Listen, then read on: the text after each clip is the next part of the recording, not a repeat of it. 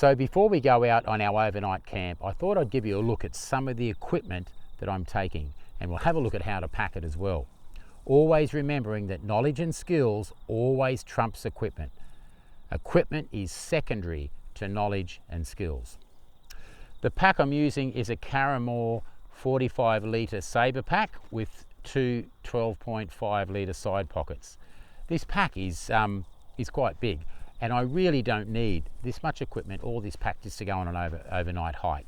But I'm just giving you an idea of some of the equipment I would take, and this is the equipment I'd probably take for going for a week as well. It's that really I don't need much more than that. This is more than enough for an overnight hike. So in the middle section, if it was wet and inclement weather, I would line that with a large dry bag, but it's not, so I'm not going to bother to do that just for the moment. But I've always got it there just in case, and I would always insert everything in the middle pack inside a dry bag. So I'll just put that there. So the first thing that I'm going to put in the pack is my sleeping bag, which in this case is a Softy Merlin 3 sleeping bag rated to +5 comfort. I'm not a big fan of a lot of ratings for sleeping bags. I think a lot of them are over exaggerated, but this is a good brand and I'm familiar with the rating system, so I generally tend to stick with a brand that I know, and I know what the rating system is, and it's a military grade as well, so I use this in the military as well. So I'm going to stick that in first. So that's going to go down the bottom next to my back. So there's nothing heavy here, but we want the heavier items right next to your back, so it's close to your center of gravity. We don't want them on the outside of the pack because it's not going to be as balanced. So to sleep on, I'm using a blow-up Snug Pack 3/4 insulated sleeping mattress. If it was really hard going in rough country, I would choose a closed cell mattress because obviously you can't puncture it. To put my sleeping bag in, I have a Snug Pack Special Forces bivy bag. This is a waterproof sleeping bag cover that is also windproof. Down the back of my pack, which I always have in my small day pack, I've just got an all-weather survival blanket which are made at Survival Supplies Australia, and that's just more of an emergency blanket which has multiple uses.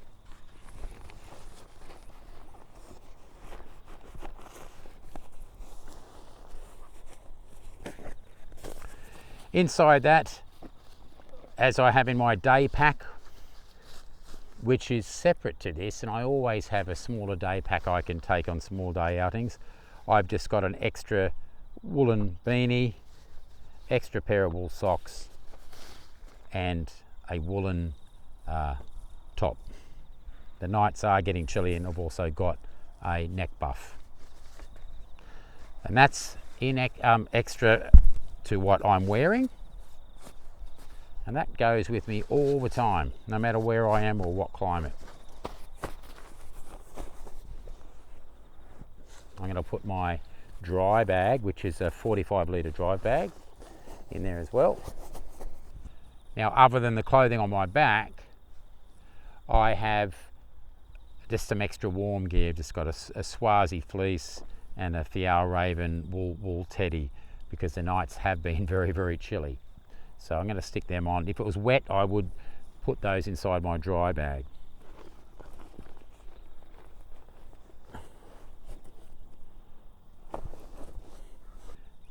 I've got my woolen beanie, and even though I have one of those in my emergency clothing pack, I always have one of these at the ready. I've got my possibles pouch, and in that I've got a head torch, I've got bandanas, duct tape, cordage, parachute cord, about 25 metres of paracord, a whole stack of different things in here, sharpening stone for my knife, Leatherman, more parachute cord, there's some duct tape, bandanas for multiple uses, and we've done episodes on the many uses of a piece of cotton cloth. I have a spare mini compass in there, so quite a few different things in there, head torch as well. I have a spare head torch in my pocket, and that goes in the top so I can access it easily if I need to. I have a towel, which is a shamag, and I have my toilet kit. In my toilet kit is just toothpaste, toothbrush, and just some hand sanitizer, some cream, not that I'll even need that, but just a toothbrush. That just lives in that pack, and it's so small it's not even worth worrying about the weight that it takes. And there's my towel. So, and on top of that, I'm going to put my ground mat, which is going to be my just a ground sheet to give me an extra bit of a dry footprint on the ground, and that will go in on top of everything. My pack, actually in my pocket, I'll put it around my front, is my compass. I always have a compass with pacing beads and a whistle on it. That will also be, when I get to where I'm going, I'll take that out of the pack and I will actually put that around my neck. So for now, they can just go in there. So that's all of that stuff is in the main compartment of my pack. So I'm going to, it's good, these packs have a nice drawstring top, which is fantastic. It keeps everything contained, and another strap that you can tie that down. So in one of the 12.5 litre side pockets, I'll have just about a 2.5 litre cooking pot, and it's made by the Zebra, and they make some really great cooking pots, variety of sizes. That's a nice, simple, easy one. Now, I'm not taking any food, so this just lives in this pack, so I'm not really expecting to use that. I'm going to take some fishing gear to get some, hopefully get some fish. If I don't, it's okay, it's only 24 hours, it's not even worth worrying about. On top of that, I have my stainless steel water bottle and nesting cup set. This is a Clean Canteen 40-ounce stainless steel cooking pot, single wall. You have to have single wall, otherwise you'll burn a hole. An absolutely essential piece of kit. And to that, I've just got one of the Snow Peak cooking sets, or any sort of metal nesting cup is what you want. A nesting cup for everything to fit into. And that has a lid, and I've got my Pathfinder pot stand. So with that, I've got a spoon in there as well. I've got so many, I can really, I've got so much variety in there. What I'm going to be filtering my water with is a Millbank bag. So we'll talk about that when we get there, but we've got a Millbank bag to filter our water, and then I'm going to boil it in our cooking pot. So that's my water filtration system. I also have a dry bag, a 5 litre overboard dry bag, and that's going to enable me not only to keep things dry as an extra if I need it, but I'm going to be collecting some of the dirty water to take back to camp if I need to put in there to save going down to the water each time. I'm not sure, I'll see what the lay of the land is like when we get there. So there's a couple of things there.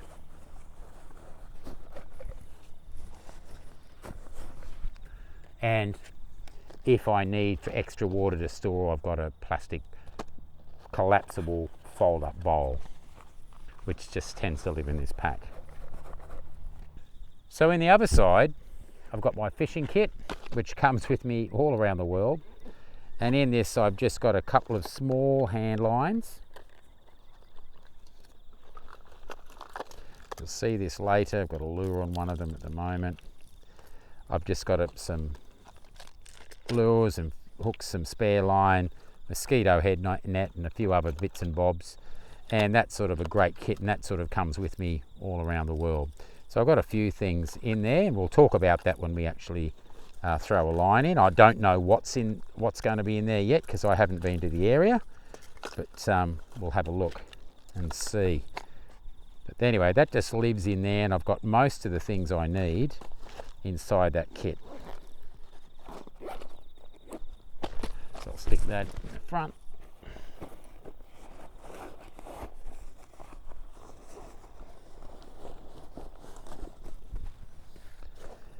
Next to that, I've got a Grail water filter and a water press, which is a great method of filtering water on the go. If it's clear, I need to filter it in the millbank first, and then that gets rid of all waterborne pathogens, including chemicals.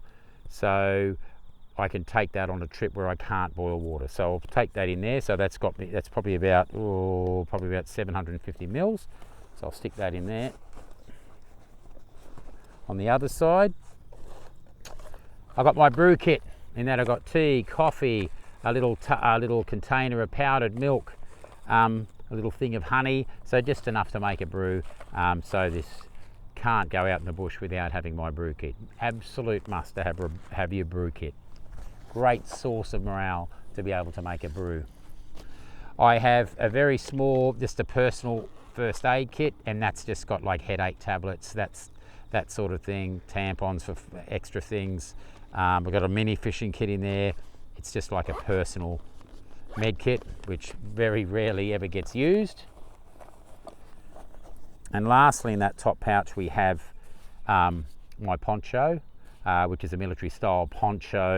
This is a Helicon Tex poncho. They're great with grommets, so you can use it as a shelter. It's going to be my rain gear and a shelter. So it's a shelter, rain gear, and it can be inverted to collect water. So poncho is excellent, and that fits in the out. So that's going to be my rain gear, plus it'll go over my pack as well while I'm wearing it. So ponchos are very versatile.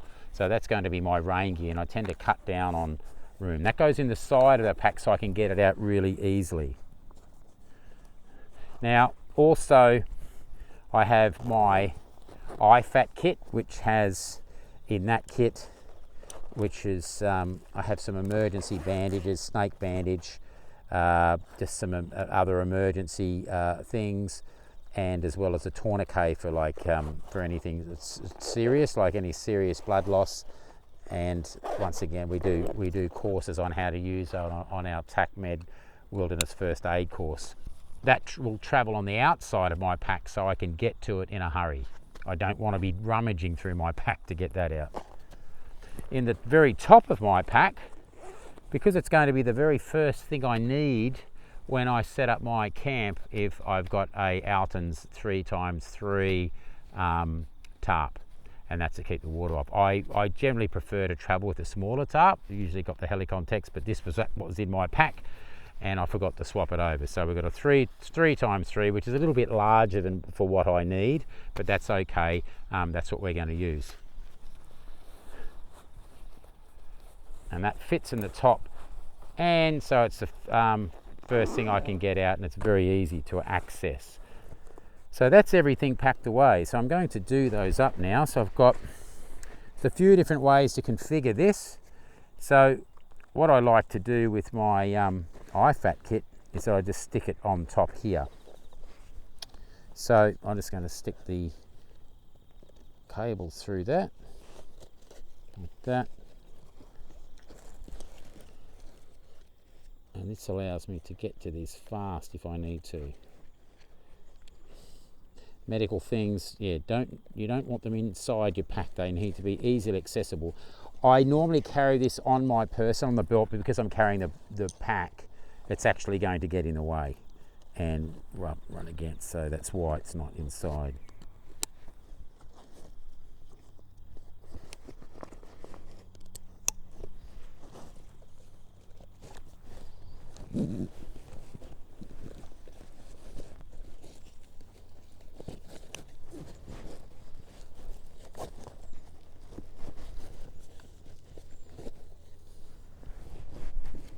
And that won't fall any further than that. I've got some ties on here if I need. I could just stick it under there.